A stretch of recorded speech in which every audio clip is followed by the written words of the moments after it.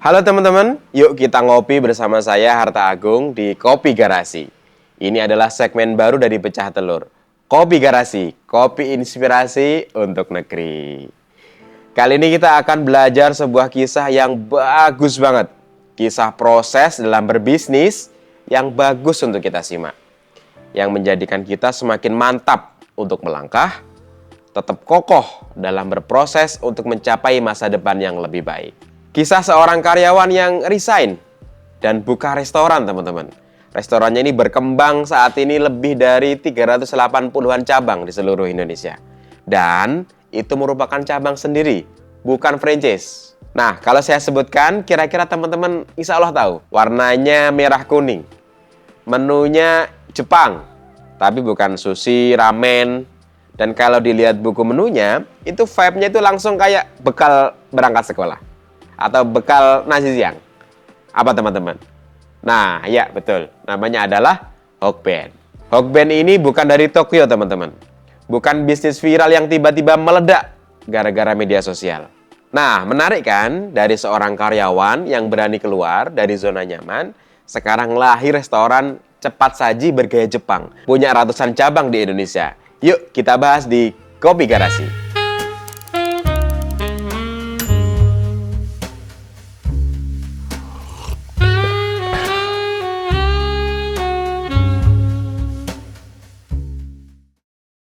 Nah, sesuai nama segmennya teman-teman, yaitu Kopi Garasi, kita berbagi cerita yang menginspirasi dan juga sambil beneran ngopi.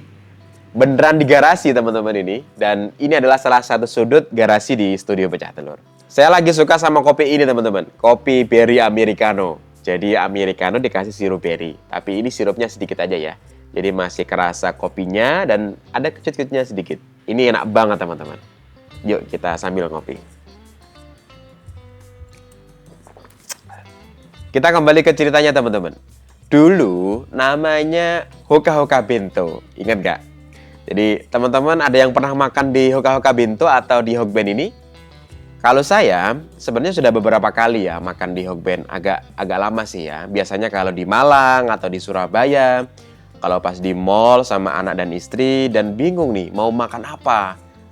Restoran yang ada itu nggak jelas gitu ya. Kita belum tahu. Nah biasanya pilihannya ya di Hokben ini. Sama anak yang sudah jelas suka, istri juga doyan. Hokben ini teman-teman, banyak yang mengira ini brand Jepang, termasuk saya.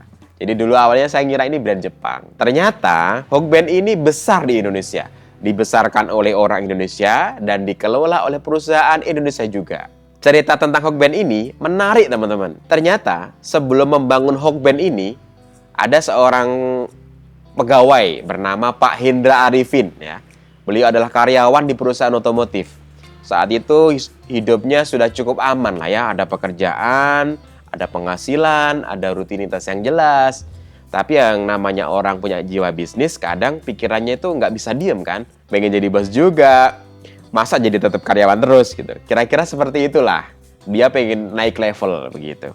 Tahun 1980-an, Pak Arifin ini melihat satu peluang. Yang mana saat itu belum banyak orang melirik restoran cepat saji bergaya Jepang.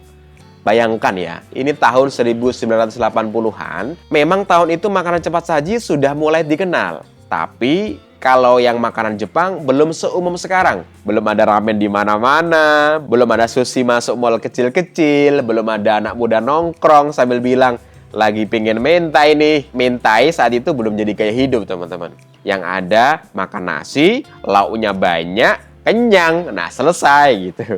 Nah di tengah kondisi seperti itu, Pak Hendra Arifin yang sudah terbiasa dengan lingkungan kerja ala Jepang di perusahaan otomotif sebelumnya justru melihat satu celah.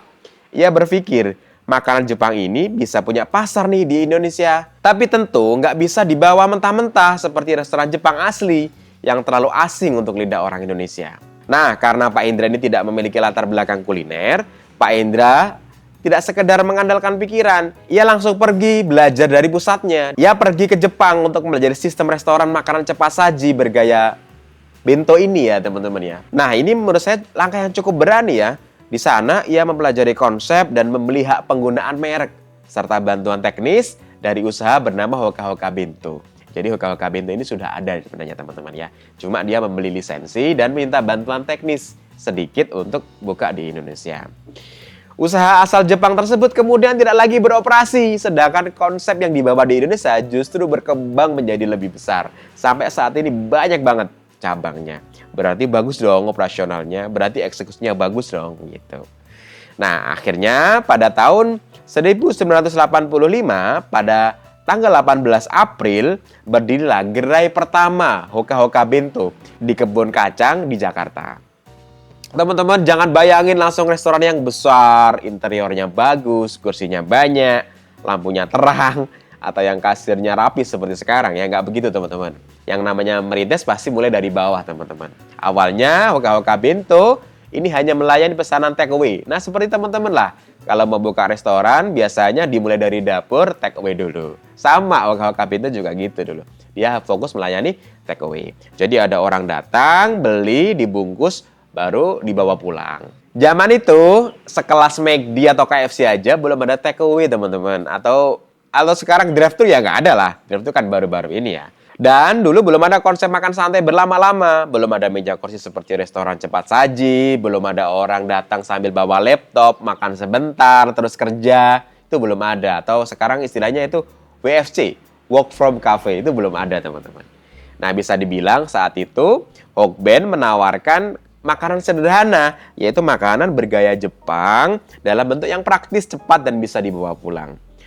Disinilah menariknya teman-teman. Banyak bisnis besar justru dimulai dari konsep yang sederhana, tempat ala kadarnya. Nah, kayak kita ini sekarang, kita di garasi. Siapa tahu coba, nanti bisa jadi ini jadi segmen yang gede. Segmen kopi garasi yang wow. Ini kita nggak tahu juga. Jadi kita mulai aja dari yang sederhana. Termasuk kita juga memulai di segmen kopi garasi ini dengan tempat yang ada, tempat yang seadanya seperti ini. Beneran di garasinya pecah telur.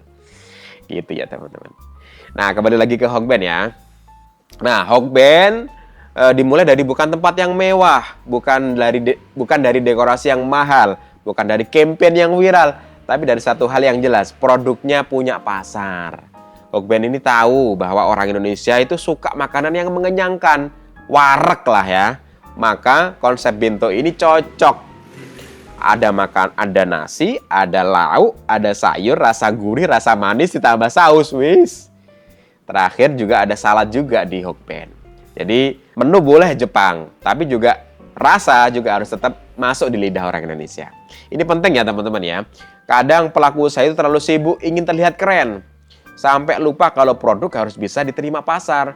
Mau konsepnya secanggih apapun, kalau pelangganmu bingung cara makannya, lidahnya nggak cocok, harganya nggak masuk, ya susah lah.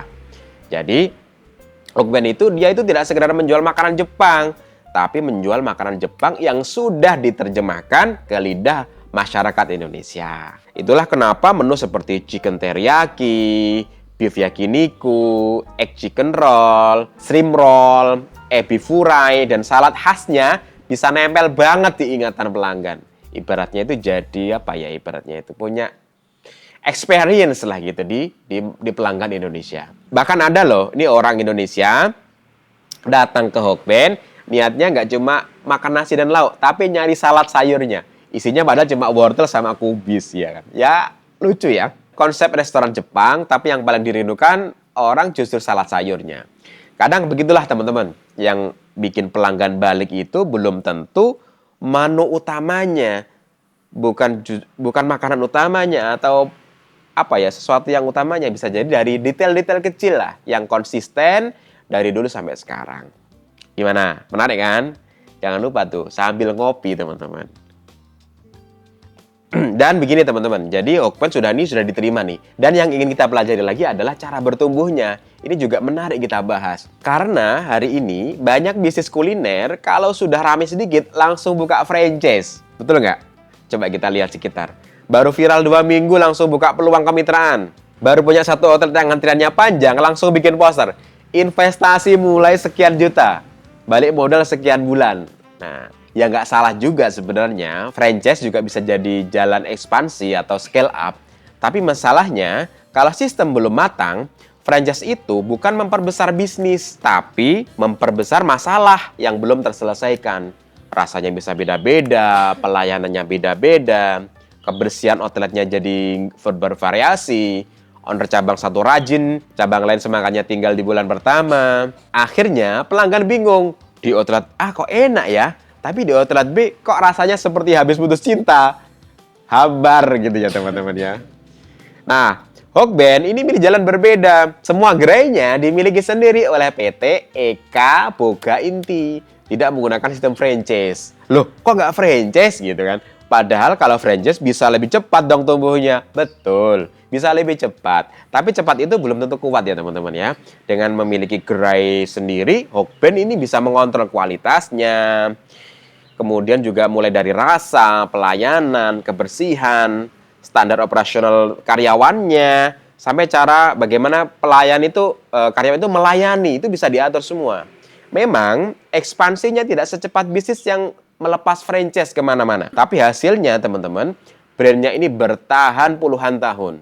Ini pelajaran penting yang kita bisa petik dari pelajaran Hokben yang bisa berkembang sampai 380-an gerai dan masih komit sampai sekarang. Dalam bisnis yang membuat kita besar, bukan cuma berani buka cabang, tapi siap mengatur cabang.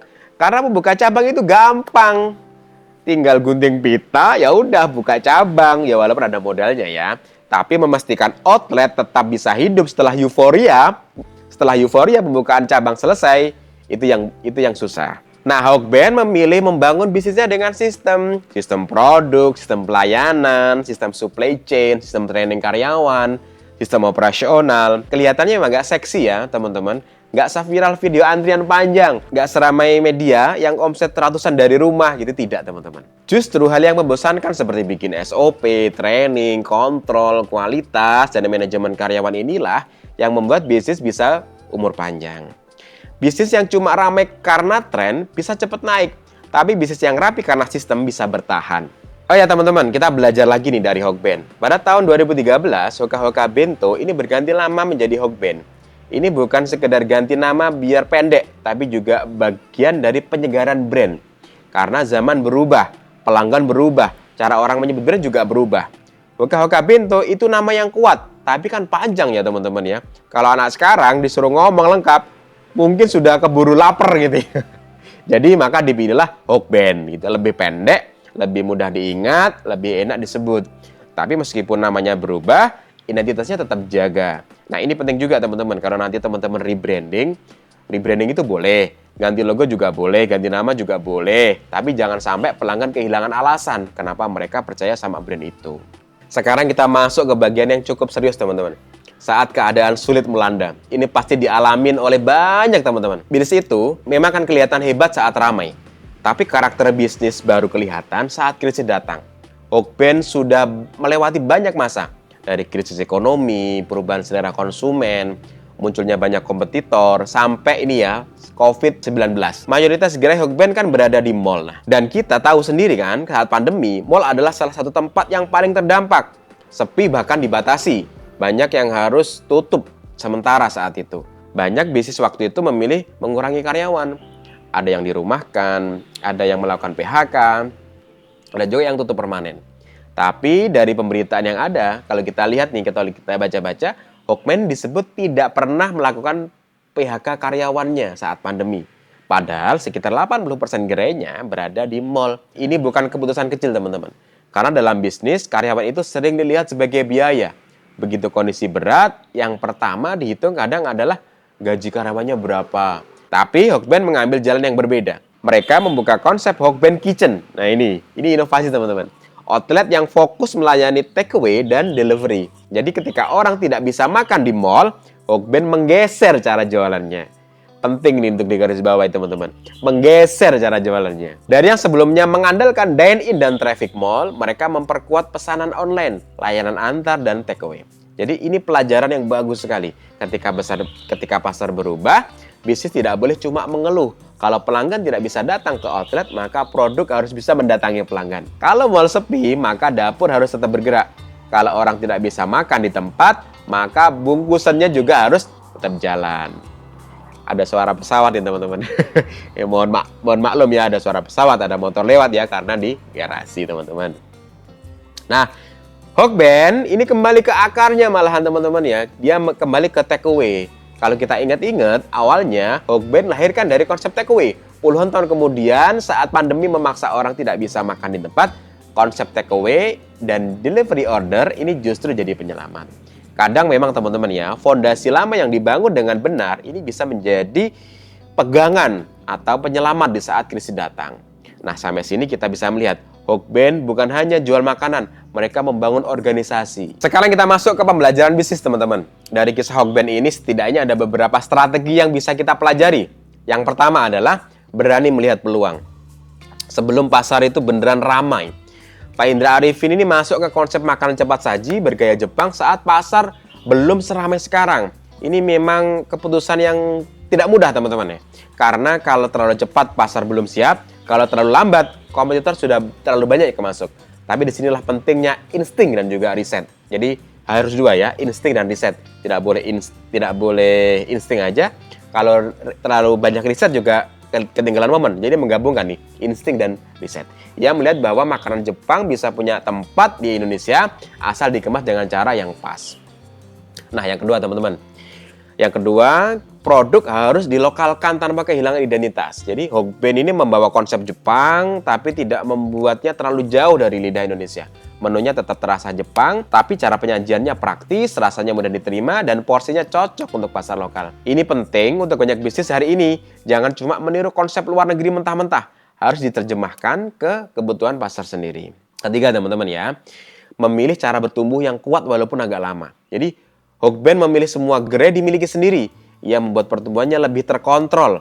Kualitas bisa dijaga, standar bisa dipantau, pelayanan bisa diseragamkan. Jadi kalau teman-teman ingin buka cabang, jangan cuma tanya seperti ini, modalnya berapa? Tapi tanya juga, sistemnya udah siap belum? Bagaimana cara ngontrolnya? Gitu ya. Karena cabang baru tanpa sistem, itu seperti punya anak banyak tapi nggak bisa diasuh.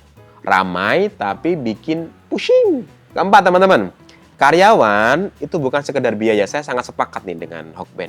Hokben memilih strategi agar karyawan tetap bisa dipertahankan.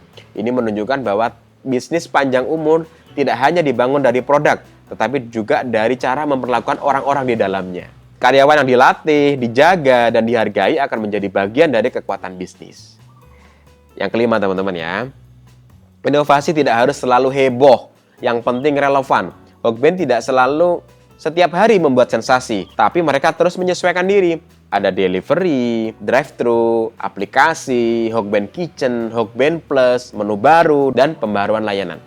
Hokben tumbuh dari hal-hal yang sering dianggap membosankan, membenahi sistem, konsistensi, kualitas, pelayanan, dan karyawan. Tapi justru yang membosankan itulah yang membuat bisnis bisa bertahan.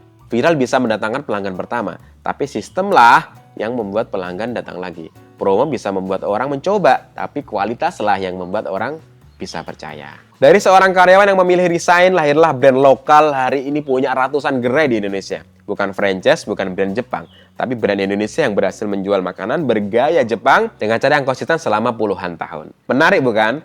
Kalau menurut teman-teman, bisnis seperti Hokben ini lebih kuat karena apa? Apakah produknya, sistemnya, atau cara mereka menjaga karyawannya? Nah, coba silakan teman-teman tulis di kolom komentar. Oh iya teman-teman, bagi teman-teman yang memiliki cerita yang menarik dalam membangun bisnisnya, yang ingin kita bacakan nih seperti ini di segmen Kopi Garasi, teman-teman juga bisa kirim ceritanya di email ceritakopigarasi@gmail.com nih, di bawah nih ya, atau di sini nih. Nah, kirim di situ ceritanya, nanti kita bacakan bagi yang menurut kita menarik untuk kita bacakan. Terima kasih, sampai jumpa lagi di Kopi Garasi bersama saya, Harta Agung. Terima kasih. Assalamualaikum warahmatullahi wabarakatuh.